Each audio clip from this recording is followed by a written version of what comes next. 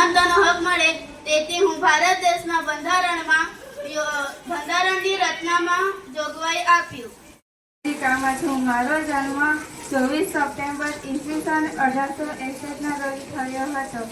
મેરે એલેક્ઝાન્ડર પાસીગર સ્કૂલમાં શિક્ષણ મેળવ્યું હતું અને મેરે 1905માં વંદે માતરમ ક્રાંતિકારી અભિયાન શરૂ કર્યું હતું. મારા પુત્રનું નામ છત્રપતિ શિવાજી છે. મેં તેને કહ્યું છે કે બેટા, અન્યાય સામે ક્યારેય ઝૂકવું નહીં. આપણે આપણું સ્વરાજ સ્થાપિત કરવું છે. મને મારા પુત્ર પર ગર્વ છે.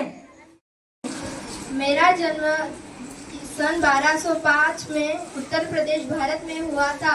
मैं मुगल सल्तनत के राज दौरान हिंदुस्तान की पहली और आखिरी मुस्लिम फीमेल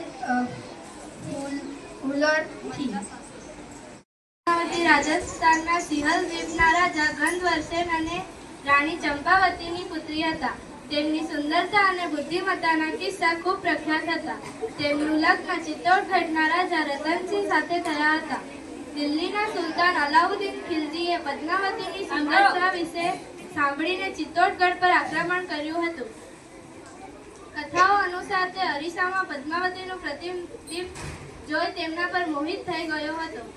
જોહરની કથા. ખિલજીના કપટપૂર્ણ હુમલા અને રતનસિંહના મૃત્યુ બાદ જ્યારે હાર નિશ્ચિત જણાઈ ત્યારે રાણી પદ્માવતીએ પોતાની ગરિમા અને સતીત્વની રક્ષા માટે જોહર કરવાનો નિર્ણય લીધો. ચિત્તોડગઢના કિલ્લામાં એક વિશાળ અગ્નિકુંડ પ્રગટાવી પદ્માવતીની આગેવાનીમાં 16,000 જેટલી રાજપૂતાણીઓએ હસતા મુખે અગ્નિકુંડમાં કૂદી પડી. રાણી પદ્માવતીના આ બલિદાન ગાથા માત્ર એક વાર્તા નથી, પરંતુ તે ભારતીય નારીના સ્વાભિમાન અને વીરતાનું પ્રતીક છે. મારું નામ મોરોપંતભાઈ અને માતાનું નામ ભગીરથીબાઈ હતું. મારા લગ્ન ઝાંસીના રાજા ગંગાધર રાવ સાથે થયા હતા. મને નાનપણથી જ તલવારબાજી અને ઘોડેસવારીની તાલીમ આપવામાં આવી હતી. મારું મૃત્યુ 17 જૂન 1858માં ગ્વાલિયરના ફૂલબાગ પાસે થયું હતું.